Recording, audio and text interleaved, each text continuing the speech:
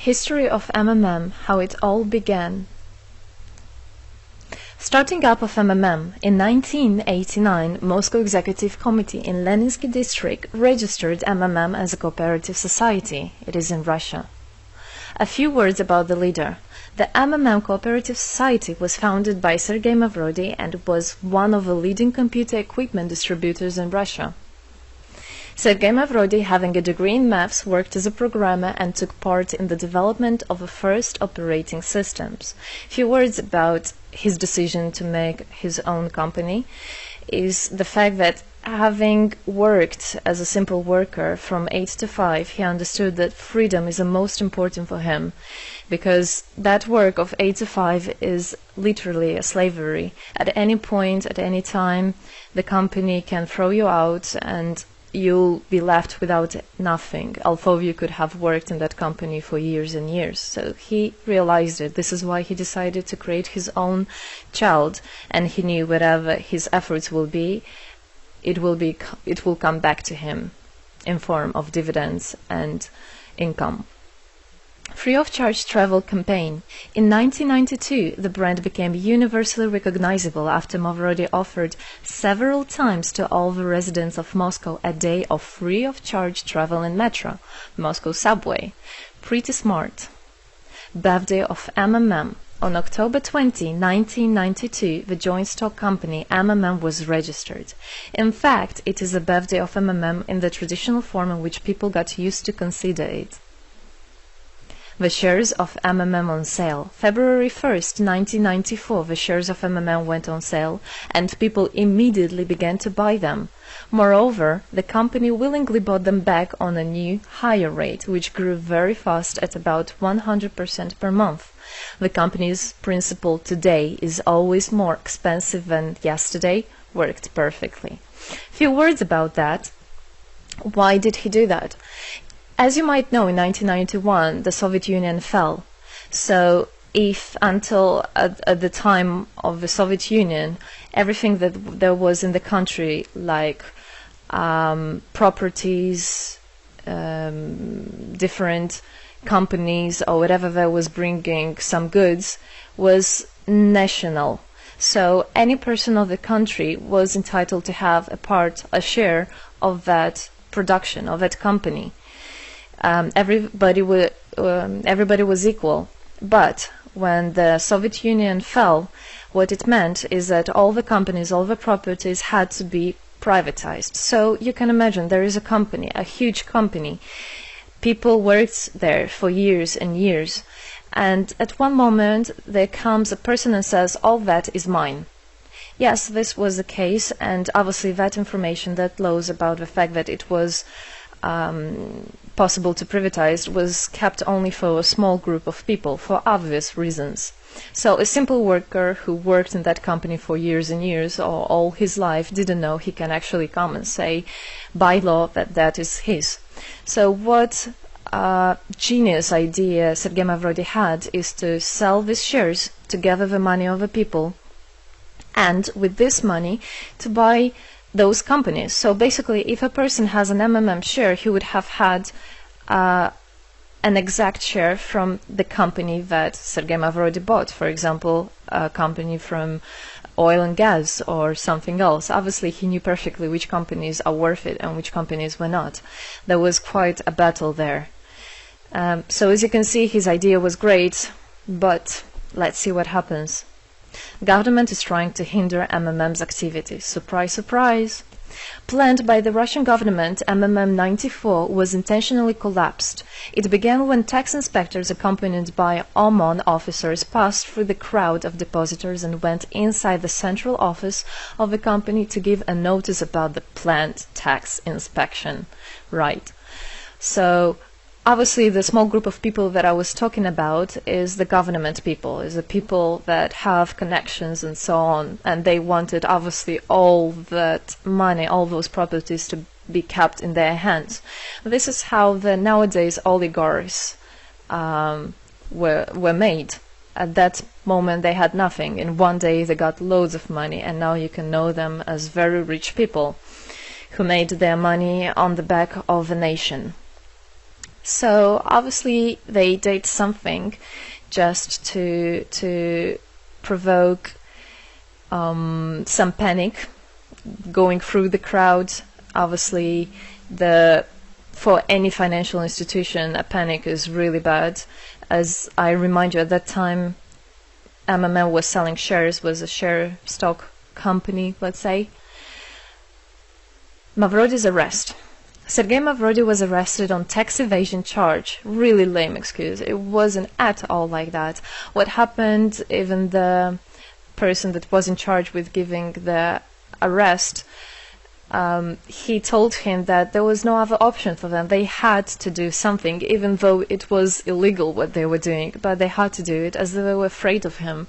Because, as he said, another 2-3 months and in whole Russia there would be no government, no banks, nobody, only Sergei Mavrody, that who holds the money nowadays.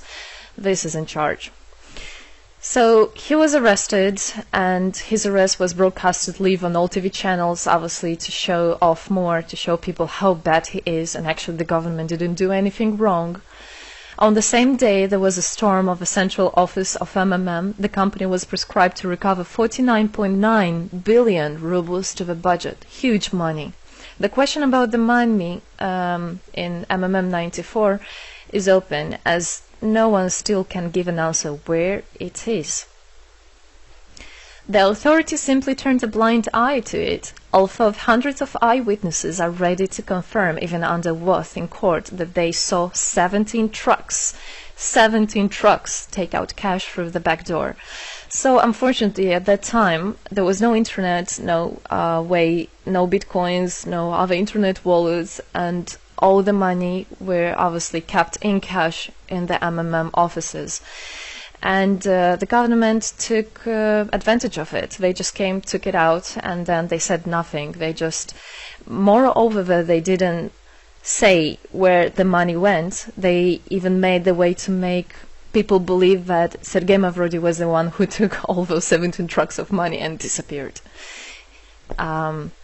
But obviously it wasn't the case. It was a simply lame excuse. Demonstrations against state authorities. August 1994.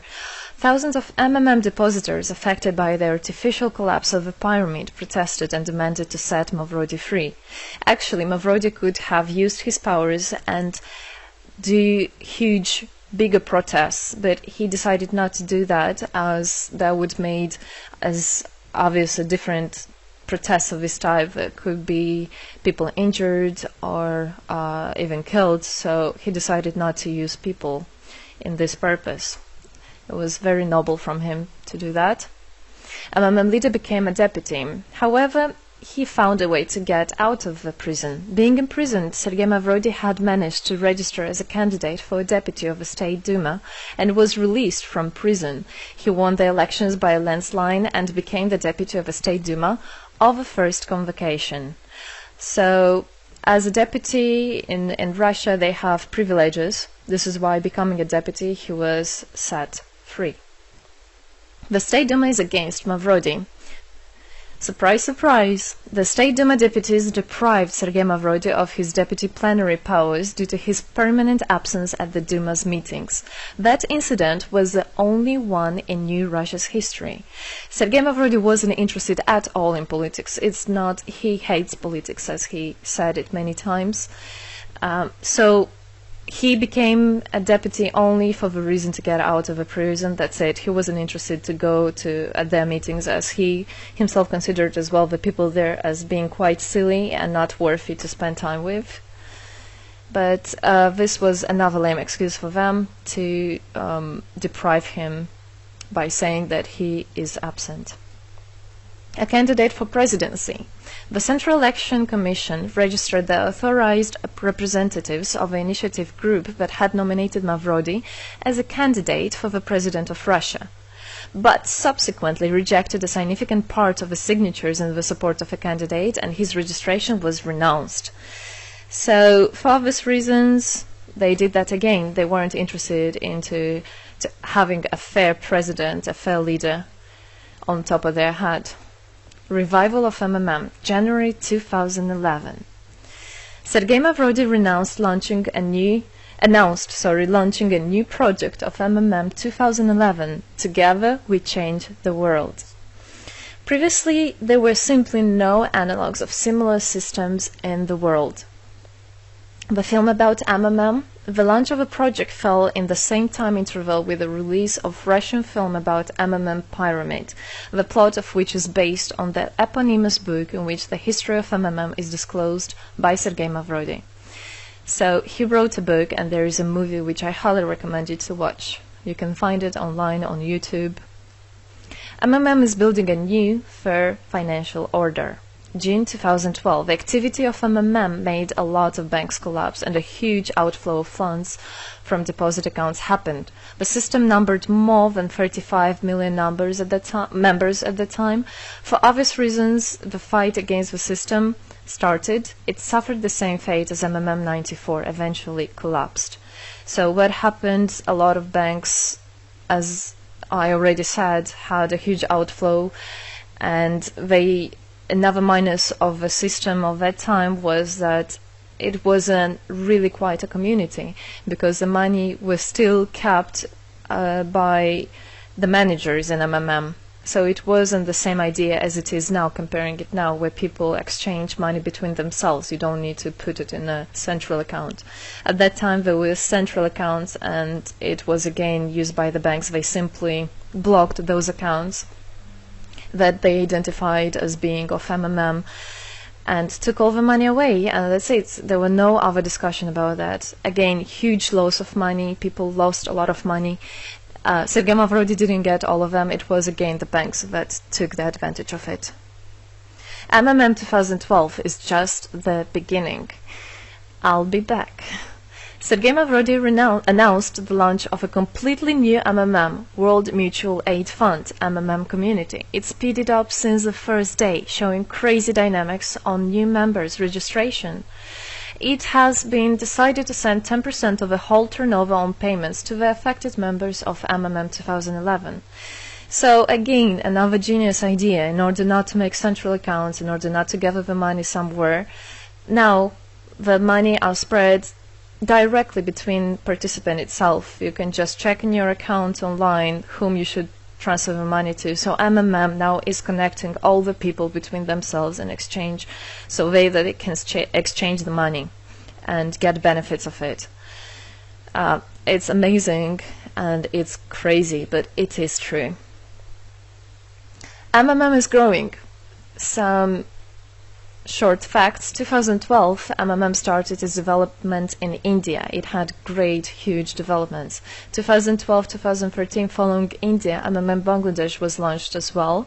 2013, MMM Indonesia was launched. 2014, MMM Hong Kong. And it's not the end. MMM Global, 2014. MMM Global started up in the spring 2014. It is a voluntary network, a community of millions and millions of people from more than 100 countries worldwide. So there is already MMM settled in Argentina, Brazil, Philippines, Hong Kong and other, and all the rest of people in the world from all the countries of the world are able to participate as well. So they rebelled against the financial slavery and combined their money for this purpose. So how it is possible? MMM, the Republic of Bitcoin. Bitcoin is another genius idea to set the world free. For MMM Global participants' convenience, there were some 20 ideas on funds transfers implemented. From now on, all the countries where you can buy and sell Bitcoins can be registered in a branch of Free People of the Republic of Bitcoin.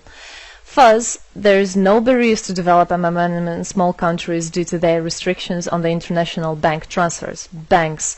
This is not something that we would want to use, as the banks can anytime put restriction on an account or even block an account and take all the money. Yes, the banks can do that. Read better your contract. So, Bitcoins is really genius idea to do that.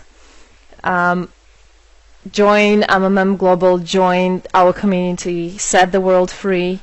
Don't hesitate, don't even think of going back, just go always forward. We are writing the history right here and right now. We are not going to be any more slaves working from 8 to 5, having pennies for that. We want to hold our own money and to get the benefits of it. I don't want a bank to use my money for their own purposes. I want us people, free people, to use our money, to exchange the money when it is needed, and to help each other. This is really a great idea. And join us, write the history here today with us, and together we will indeed change the world.